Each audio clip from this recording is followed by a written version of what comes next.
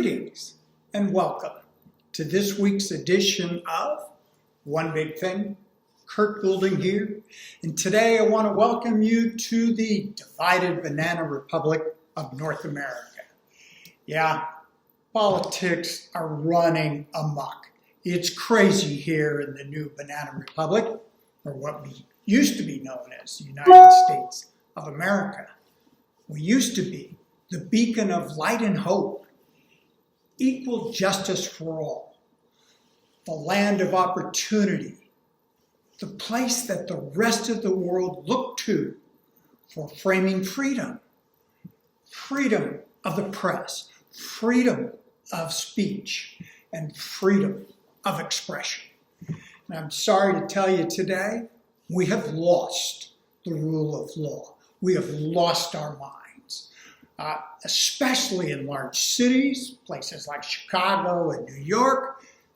These are horrible places. And in New York, for example, last week, or earlier this week, they arrested the former president, Mr. Trump, for a bookkeeping entry error. Now, normally, this is a misdemeanor, a minor offense that gets a small fine. But somehow, they've turned it into 34 felonies.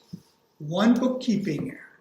Oh yeah, by the way, this statute of limitations expired 5 years ago. But somehow, this DA in New York, who made a political promise that he was gonna get Trump. Now, the DA is not telling us what the underlying felony is. Now, that's a violation of the Sixth Amendment, but, don't let that get in the way of a political vengeance. It's a sad day here. My heart is heavy. But hopefully, cooler heads will prevail. We'll solve political issues at the ballot box, not through using a corrupt justice system to arrest, censor, and destroy political enemies.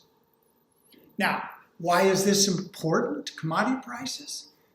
If we lose our freedoms, we lose our freedoms as to what we're going to plant, what we're going to buy, what we're going to sell, if and what we're going to harvest and process.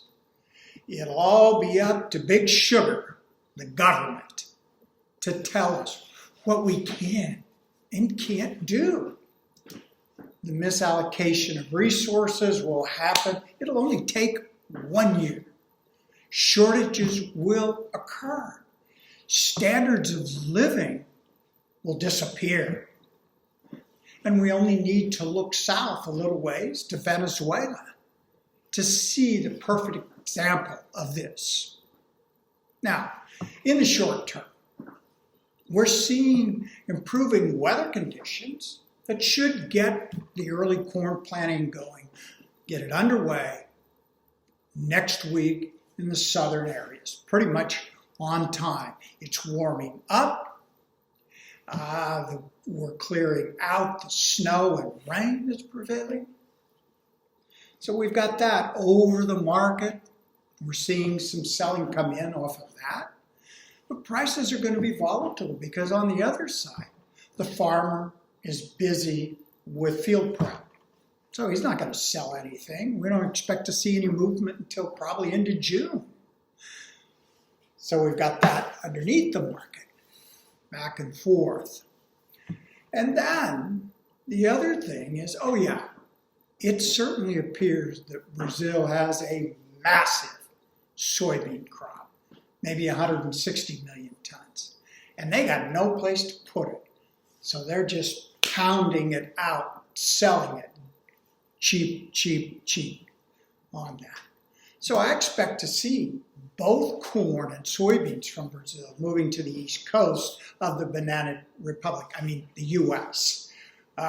We've already aware of maybe 100,000 tons of beans trading to the east coast. And again, this is one more thing limiting the upside. So, until next time, watch the weather and happy trading.